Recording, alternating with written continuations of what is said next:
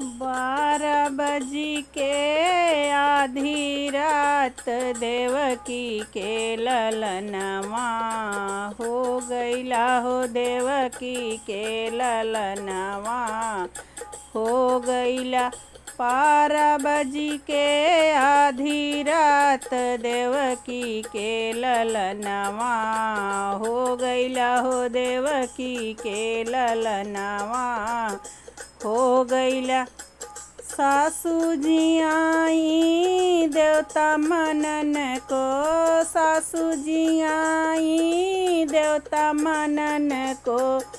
12 बजी के आधी रात देवता के मनैया हो गईला हो। देवता के मनैया हो गईला। 12 बजी के आधी रात देवता के मनैया हो गईला हो। देवता के मनैया हो गईला। 12 बजी के आधी रात देवकी के ललनवा हो गईला हो। देवकी के ललनवा हो गईला। जेठनी जी आई पिपली पिसन को, जेठनी जी आई पिपली पिसन को। 12 बजी के आधी रात पिपली के पिसैया हो गईला हो। पिपली के पिसैया हो गईला।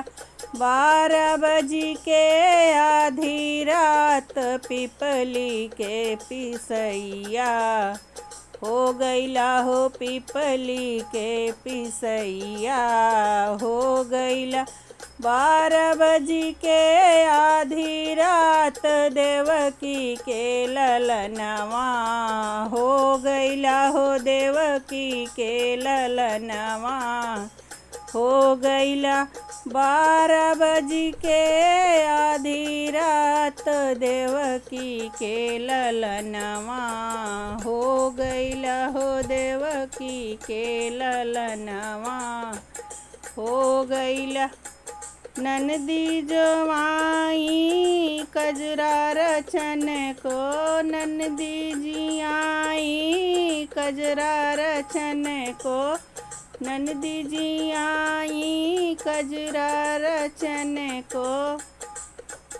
12 बजी के आधी रात कजरा के रचनवा हो गईला हो। कजरा के रचनवा हो गईला।